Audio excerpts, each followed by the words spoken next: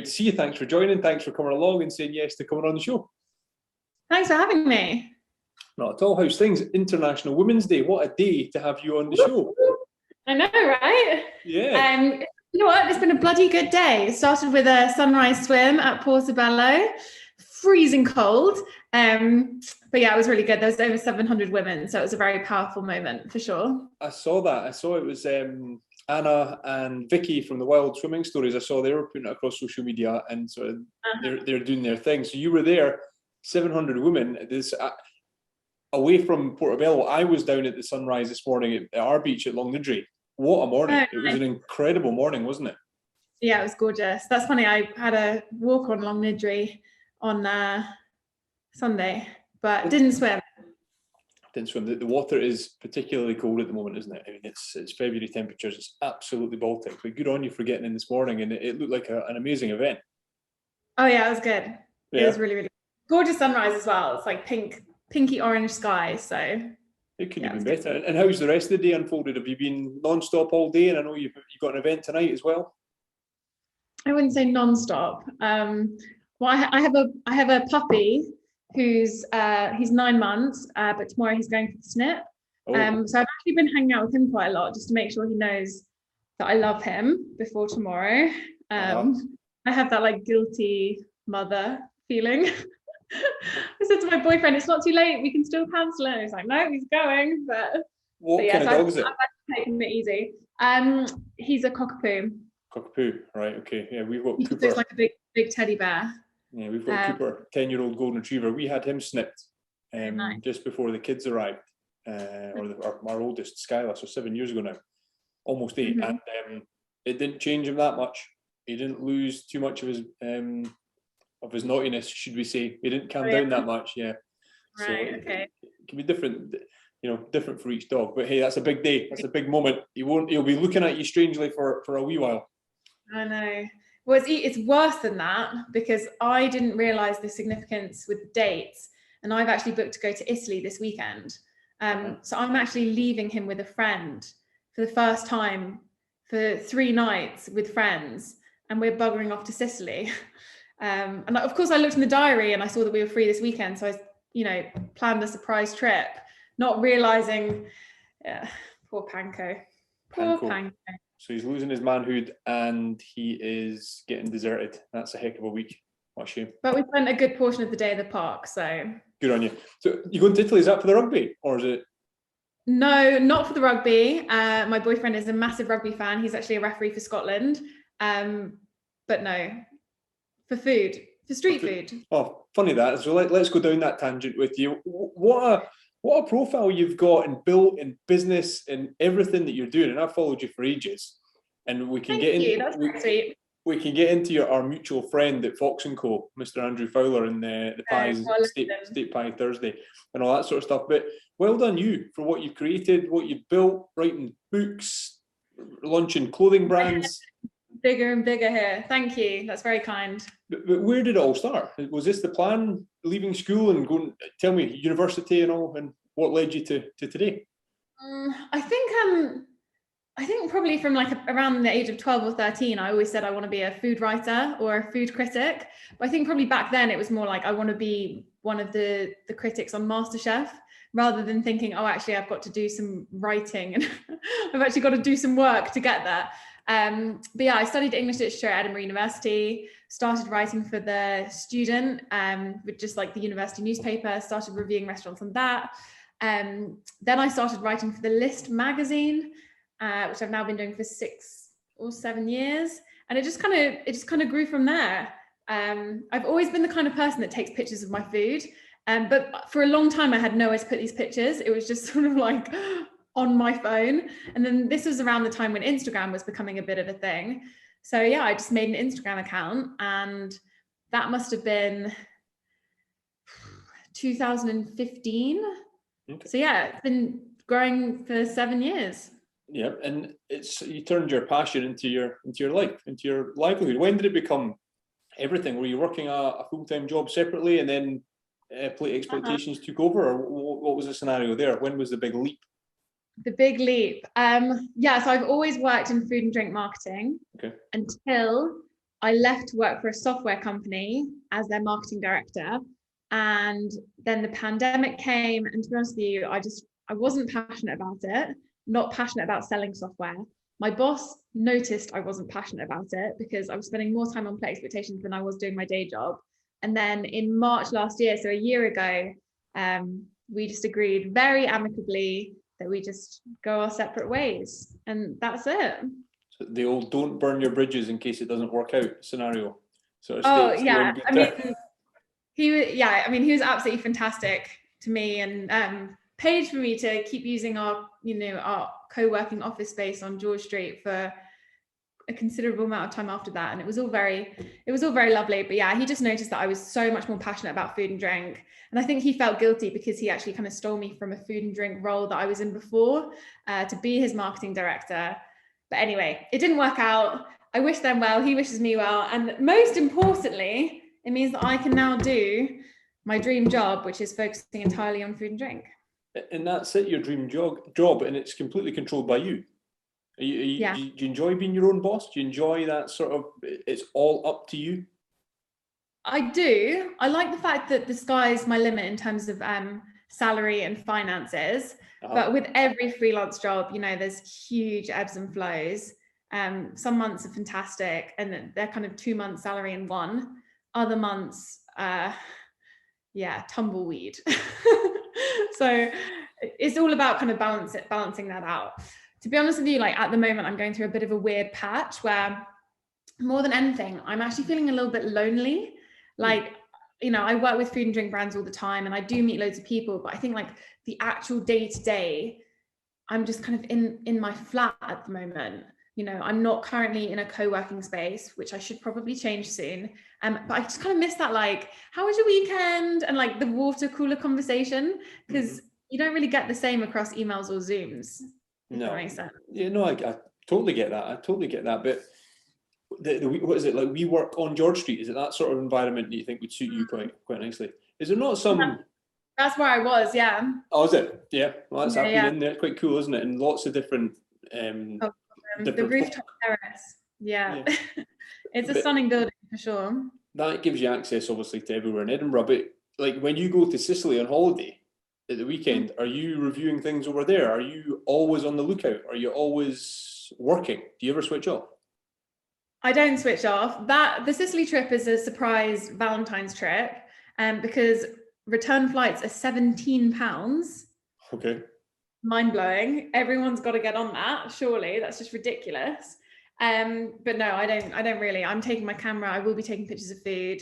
It's all content, and actually that's probably quite a big negative thing. Maybe if you ask my boyfriend, I'm constantly thinking about content and interesting things that I can write about, when I should maybe kind of be a bit more present and in the moment and enjoy things more sometimes. Maybe he'll enjoy listening to this and he'll say, "You said it to Nashy. That's what he's been asking you to do for ages." Just like, No, there's definitely moments like we're going on an all-inclusive week away later on in the year, and that would be phones off, no cameras allowed, just totally switching off. So trying to find that balance. But I mean, you can't go to Italy and not photograph and eat loads of street food. Yeah, well, that's the thing. And street food, and when you talk about your love of food and writing about food and dining and all these sorts of things, has it always been street food that's been your sort of passion, or do you go down all sorts of avenues and wherever food takes you? Yeah, I think all food. The street food thing came about because I was incredibly flattered, but the publishing house in Leith approached me, and being really honest, they had the idea for the book, and they said, "We've heard you're really passionate about street food and you come highly recommended as a writer." It was all very lovely. Do you want to be the person to write this? And I was like, absolutely yes, I want to be the person to write this. And then from that, I guess I've kind of fallen more into a street food niche because I ate so much of it writing the book, and now I naturally gravitate towards it. It's more affordable, more approachable.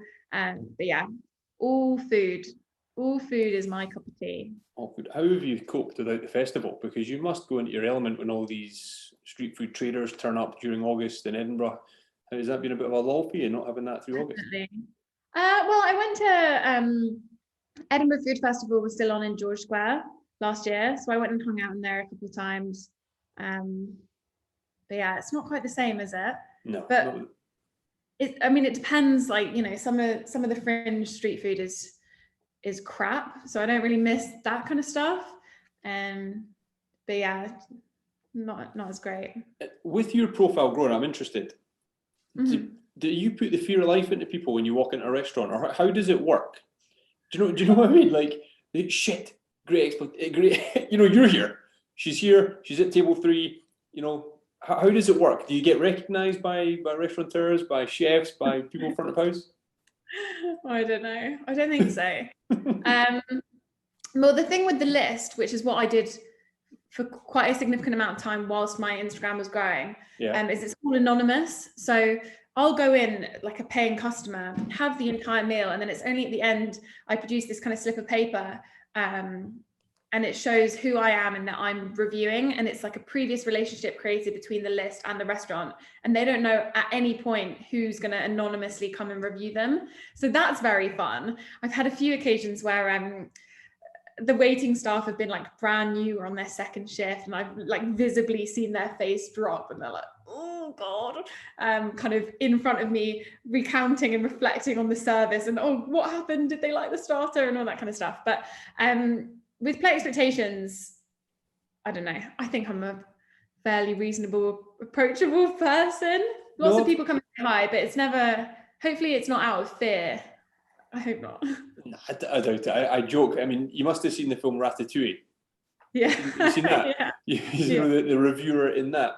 I forget his name, but that's Igor. I think that's one of my favourite Disney films. Kids and I watch it all the time.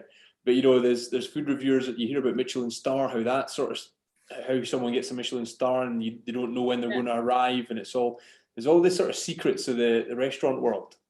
Oh yeah, like dropping a pen on the floor and seeing how long it takes for the staff to come and pick it up. Yeah. Awful. No, you shouldn't be scared of me. You should actually be scared of my mum, of anyone, because I took her to a list review. This is actually one of the funniest stories. I think about it all the time. I took her to a list review, and it was a Panda and Sons cocktail bar in the West End, fantastic cocktail bar, maybe 4 or 5 years ago. And she walked in, and I have never in my whole life seen her do this. She runs her hand along the mantelpiece in the corner of the room and is like, it's quite dusty in here, to me. Mum, what on earth are you doing? Like, what are you doing? And she's obviously taken it on herself to be the reviewer in this scenario. I'm like, in what world would you ever do that in a normal situation? Yeah. Just quite funny, really. That's it. Parents, trying to help you out, trying to give you advice on what you're good at. Yeah. I think, in all fairness, I think I'm fairly honest. I think a lot of people kind of shy away from being honest, whereas I'm not always, I'm not too afraid to say constructive criticism publicly. Yeah, I mean, that's your job. That's what you that's what people rely on. They want the truth. They want a bit of honesty, and if that's what you're giving them, that's what will build your credibility. Definitely. Absolutely. But take us back to the book. What was that journey like? It must have been a sort of really nice to be approached and asked to write a book, but did the journey start there? How long was the process? How many times did it get sent back saying, "Oh, you're not going the right way," or did they just love it from the start? How did it go? I think they loved it from the start. I don't know. So, I mean, it feels like a lifetime ago, because obviously we've had the whole pandemic. I like how you're drinking water and I'm drinking a G&T. Well, you've got a big night ahead. I've got 3 kids to put to bed. I need to be ready, ready to move, react. So I signed the contract for it in December 2019. Wait, when did the pandemic start? That's not true. December 2018? It started in March 2020. Well, I've got that it was released here on October 19. Okay, perfect. Thank you. So I signed the contract for it in December 2018, and I provided all of the words, which was 67,000 words, in June the next year. So it was 6 months, really intense writing. And I had a day job at the time. I was a marketing manager for a food and drink e-commerce delivery company in Edinburgh. And I did my 9 to 5 there. And then I pretty much wrote the book probably 6 till 2 a.m. every evening, and then I'd sleep, and then I'd go into work. So I was very much juggling the two things. And then I used my weekends to kind of get out and explore and eat street food. And then I took a couple of week-long annual leaves to kind of go further up north and Highlands and Islands and that sort of thing. But I would say it was an incredibly intense 6 months. I wouldn't wish it on anyone else, I don't think. But that intense 6 months, did that change a hell of a lot for you? You know, getting that book out there, getting published, putting you really on the map. I think it had the potential to, had the pandemic not come. So sales were fantastic because it launched in October. Sales were fantastic in the lead up to Christmas. And I was absolutely delighted with Black and White Publishing, the publishing house, because they got the book listed or stocked in Oliver Bonus, which was huge for me. I said Oliver Bonus or Anthropology, that would be the dream. Obviously Waterstones and all the other fantastic bookshops, I was delighted with that as well. But just to kind of get that different gift buying kind of market in time for Christmas, that was really important for me. And they only stock 20 to 30 books. So they secured that for me. Christmas sales were fantastic. Then the aim was really to have like another big, you know, splurge of sales in March, April, May, in spring the next year, for everyone to then buy the book and go out traveling and, you know, spend their summer holidays staycationing around Scotland. And yeah, Rona had other ideas. So it just kind of flopped a little bit, to be honest with you. So people can go and check out all these awesome locations that you put in your book. Yeah, it almost needs you need to push it on like a relaunch or hey, the world's back, the world's open. I know, but the problem is, the very sad fact about this is a good handful, 5, 6, 7, 8 of the traders in my book, unfortunately, Corona has changed their lives. They've had to go back to working full time. It hasn't worked out for them. So, I mean, I could pick up my book now and very sadly tear out a couple of pages which no longer are relevant. So I would love to potentially write another one on that basis. Are you listening? What are they called? Black and White Publishing? yeah. Hello. Oh, I think I could write another one. I think they'd be quite happy with that. It's more my boyfriend would be like, hell no, that's not happening. He must enjoy. Does he not get taken around really cool places and eat just incredible food with you? He does, but I definitely turned into the worst version of myself for 6 months. I was just like a little dragon sitting at the kitchen table, like stress eating pretzels whilst writing late into the evening.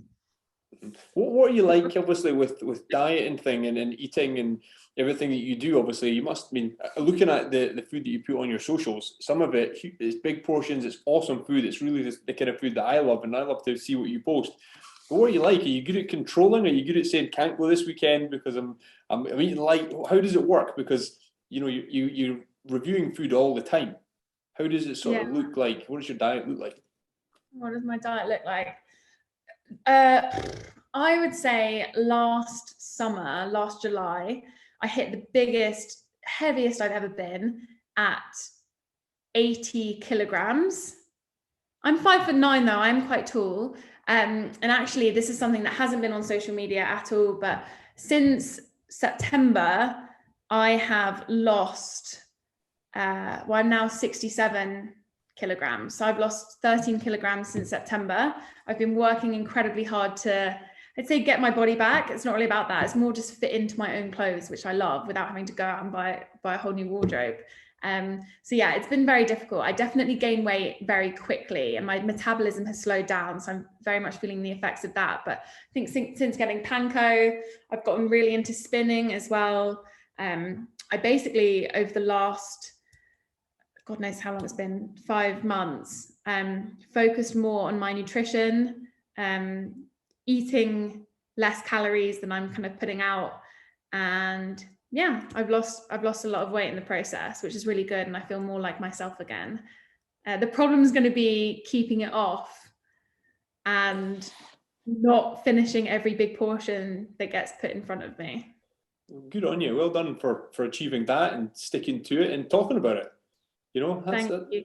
Well, I actually haven't talked about it. I haven't. I think my Instagram persona, as it were, I mean, it's always been quality, but quantity as well. You know, I'm not afraid to eat a massive plate of cheese. Actually, those are like my main food group is sort of cheese, butter, and salt, probably. But yeah, I mean, there comes a point where I actually got quite unhappy with myself and with my body last year, so I had to do something about it. And well, yeah, well, good on you. I think we can all deal with a bit of that. I talk about it openly. I'm working on my teeth at the moment. There's things that I think COVID, and I don't know what it is about the last sort of 22 years. People are kind of looking and making changes and trying new things, and look at you. You've jumped. I don't think there's anything wrong with that. No, it's a good thing. I'm a massive, pro body positivity. Absolutely. But I think me wanting to change my body or get back to the figure that I was at 2 years ago is a good thing. It's a healthy, good thing, because that's what's important to me. 100%. Good on you. I'm all with that. I'm all with Abby and I, my wife. We're trying to improve ourselves and be comfortable. Yeah. I've not smiled my entire life because I had gaps in my teeth. I was born without 2 teeth and just got on with life. And we marriage photos, wedding day, I'm not smiling. I always closed mouth smiled. Winning rugby things, I would never smile and cheer on camera because I knew it would be published and all that sort of stuff. It's been a real battle my entire life through anxiety and through things I've not wanted to do. In the last 9 to 10 months, I've been working with the rugby dentist and Smile Dental Care over at Murrayfield, and I've changed. I've done the work to make myself feel better about myself. And hearing what you've done, so I don't like the way I feel or the way I look. I need to do something about this. And you've gone and done it. And it's now. Your teeth look great, by the way. Pardon? Your teeth look great. Oh, thanks. It's only just yesterday the sort of major improvements were done and things have really happened, and I've been smiling non-stop. I've been looking in the mirror, I've been asking the kids and all sorts of stuff. I don't know, I think there's a lot to be said about that. And even what you've just talked about, and as we touched on at the start, International Women's Day, there's a lot of women that'll take a lot from what you've just said. You identified something that you didn't like and you acted on it. And it isn't something you push on social media, but you've done it yourself in the background, working away in it. Yeah, I feel the people who don't talk about it are the ones that are actually doing it. Yeah, there's a little bit of that. And sometimes it takes someone like yourself just to say, I needed to make a change. Yeah. It's not for anyone else. I don't need to. That's one of those things, my Instagram is about recommending food and drink places for everyone. People don't need to know what changes I'm doing to my body for me. It's all for me, it's not for anyone else. So yeah, good on you. But I feel good though. I'm confident. I feel great. I feel like myself again. And honestly, it was just snacking during the pandemic. You're so bored, you've got nothing else to do. I'll eat the entire contents of the fridge in one day. Why not? But yeah, good to be back, definitely. Now, as if writing books and blogging and reviewing and everything, you've also got a clothing brand. I do, yeah. Talk to me about your clothing brand. Talk to me about that. Yeah, so when I left my my marketing job back in March, I thought, okay, what am I going to do? And play expectations, obviously that's a given, but I think, I need to do more with my time. And I've always had this kind of small idea to do a food and drink themed clothing line. I thought it was a bit quirky. Is anyone going to wear it? I'm not really sure. I thought, you know what, I'm just going to go for it and do it, not realizing how much bloody work is involved in producing your own clothing line. But yeah, so I went and did it, and we launched I launched in July last year. Yeah. And how did that go? How did the launch go? Going really well. Yeah, it went incredibly well, actually. No complaints. I'm at a slightly unusual period because I'm waiting for more stock to arrive. But yeah, I get sales every single day organically. I'm not currently marketing it. Sales come through every day. I actually keep stock, which is the advice that everyone told me not to keep stock, but you can't embroider on demand. And I wanted my clothing to be embroidered rather than printed. Yeah. So a family member lives 2 streets along and they have a spare bedroom. I keep all of my stock there. I go there every single day. I package, write a cute wee note, and send out orders. So it's got the personal touch. Oh yeah, definitely. Yeah, definitely. It's all about that. What's an ambition for something like that? And it's obviously it's Pretty Pickled.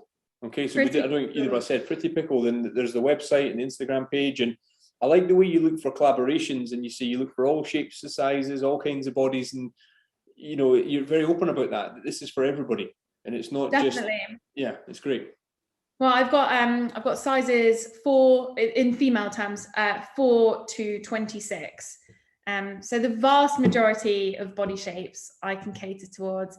And I just think that's so important. I think to be a brand in this day and age and not be inclusive, you're just not doing it right. You know, you have to be for everyone. So that's the aim. Yeah, and what's the aim for the business? Is it to just let it grow organically, or are you looking to see how that rockets off? Yeah, I think so. It's ticking along at the moment, fine. But I'm not actively marketing it at the moment because I don't have a lot of stock and I'm waiting for more stock to arrive. I think come June, July, I do kind of want to catapult it forward a bit more.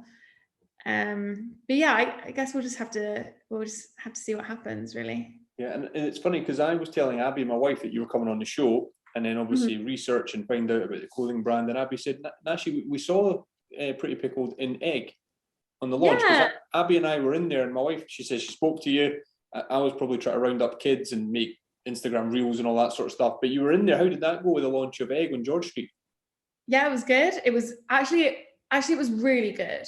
So they launched on the Saturday morning, and we agreed that I was going to move in on like the Friday morning. So it was a very last minute thing. I just saw it on social media and just emailed Kylie and said, look, I need a piece of this pie, get me in. And there was this wee corner that no one wanted to use, which was perfectly great and lovely. And you could walk through it, which was really important for clothing, to have a rail on either side and people could kind of flick through as they walked around the corner. Yeah. So yeah, I went in there for 2 weeks, meant to be 1 week, but it was so successful I stayed for another week. And it was great sales wise. And that's why I haven't got any stock at the moment, because everyone bought it during that fortnight. It's all down to Egg. I mean, it's not a bad situation to be in, is it? Oh, it's ideal. It's exactly what you want. Do you see maybe things going that way? Do you think your own store one day, or do you think you'll keep things online and orders coming in? Yeah, good question. I think customers really liked being able to feel the clothing. It's 100% organic cotton, really good quality, and I think that made a huge difference. And people being able to try it on as well, because the sweaters are oversized and, you know, you're not always sure what your fit's going to be.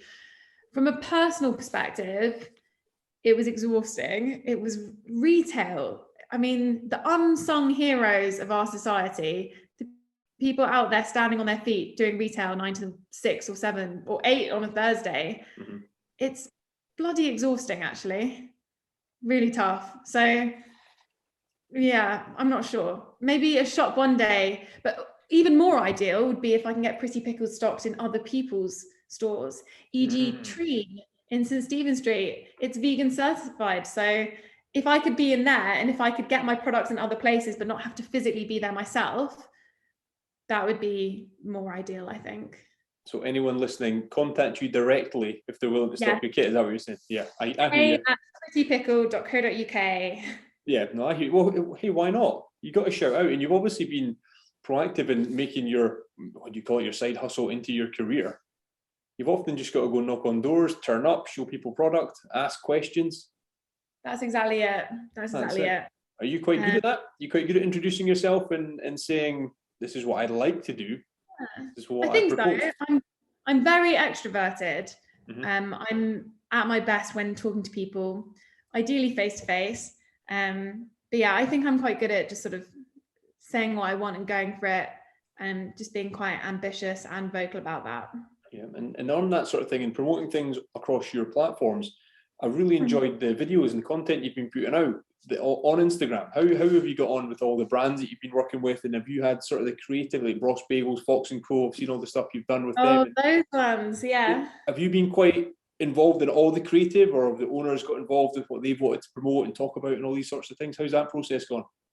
Yeah, so I had the idea at the end of last year to do the producer project, which actually ties in, no one knows this, but actually ties in with me losing weight. I thought, how can I keep putting out content on social media without being the person to eat it and have to go to restaurants every week? So that bought me 2 months of not eating out, which was, I think, significant in my weight loss journey, whatever you'd call it. Yeah, so I reached out to 30 or so producers in Edinburgh and further afield and asked them if I could just come in and film them behind the scenes, and everyone was absolutely delighted and really welcoming. And yeah, just sort of arranged times. We agreed over email what we'd do. Some places were really clear, like, oh, I want to show this product, or could we not show this product for some reason or something like that? And yeah, I just sort of went in entirely me, just by myself. I've got a gimbal, I've got a camera with an L plate so that I can film in portrait, which is ideal for IGTV or Reels or what have you. And yeah, just kind of filmed for 2-ish hours, chatting, having loads of fun, just getting to see everything behind the scenes.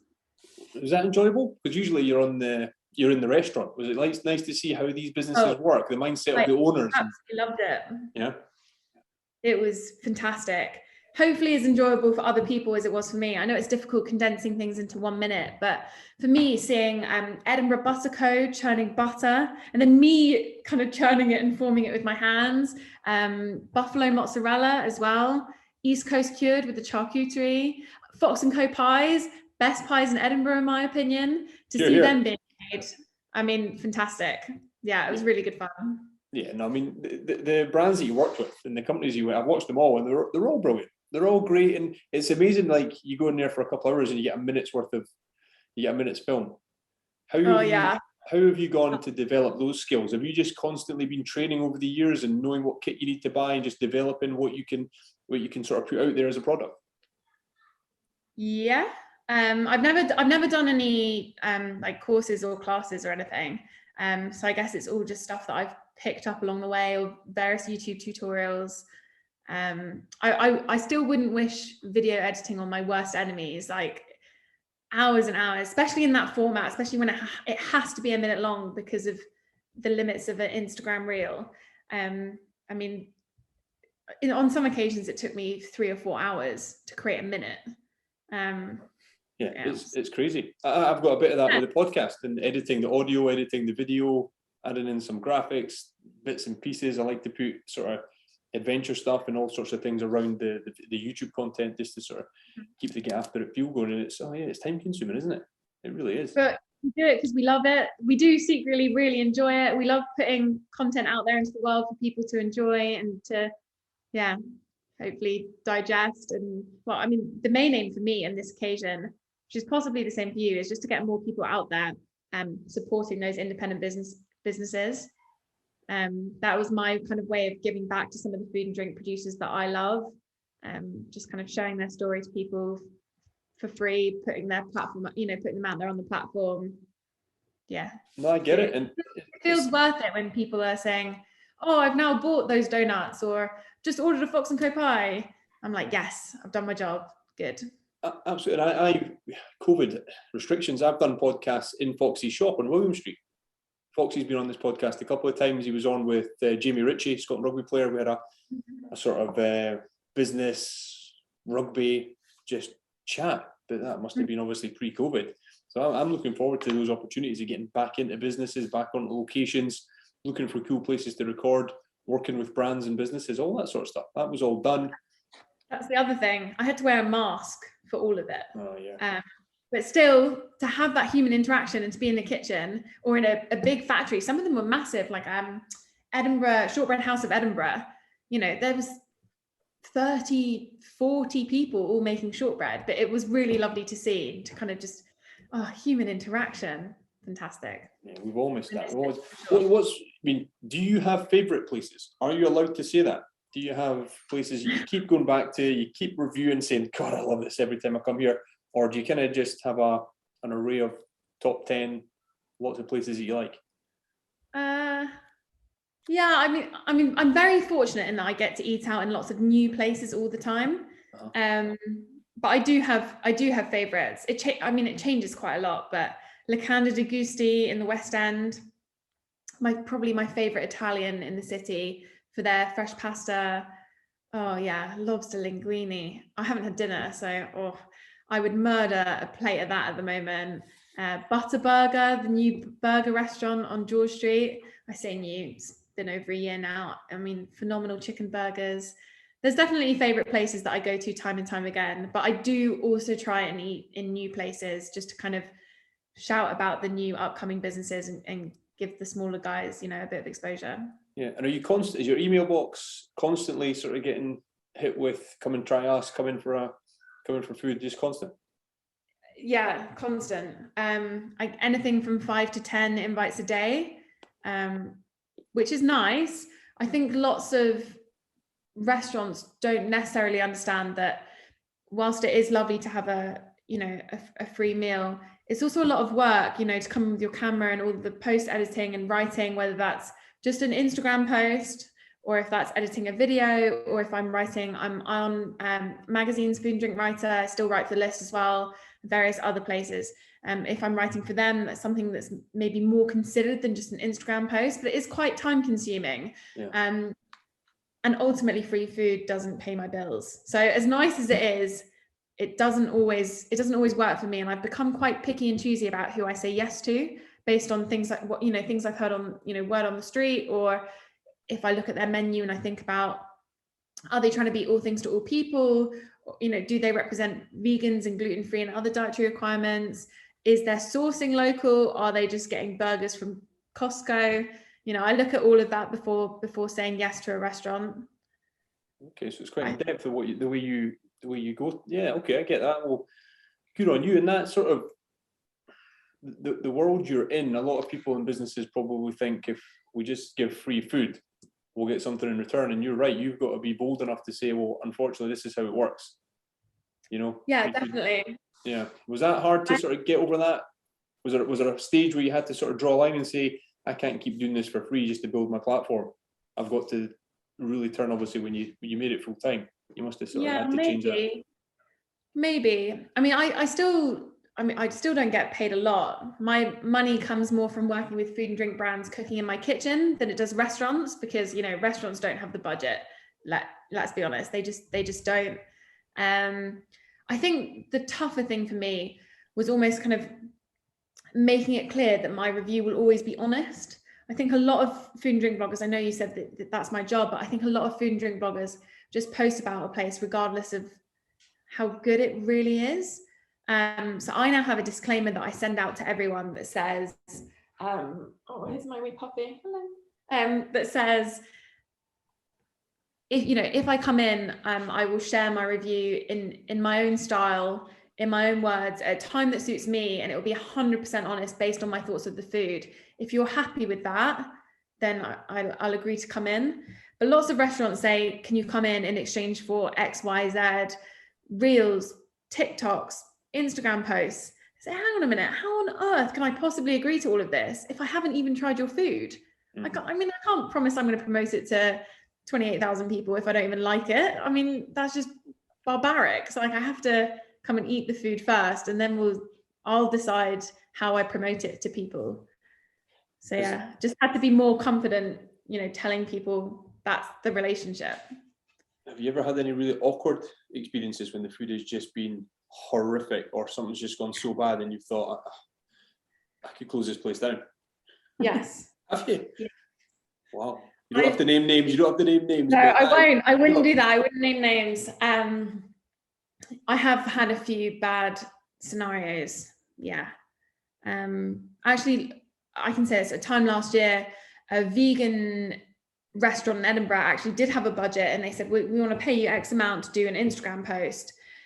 Took the food away. And this is what's really frustrating about what I do. Half of what I do, took the food away, spent an hour photographing it. No word of a lie, I take a long time taking pictures because I'm a perfectionist and have to get the right picture. Mm-hmm. Took a bite of it and thought, for goodness sake, I can't work with these guys. It was completely inedible, not just because it was tepid, but it really wasn't good. For goodness sake, I've now spent loads of my time photographing this. So I had to get in contact with them, talk through it, explain how I wasn't happy to promote them. Frustrating for me because I lost money in this instance. But I'd rather be honest and true to myself and stick to my gut than promote a load of nonsense to people. And people just say, what on earth is this crap you're flogging at the moment?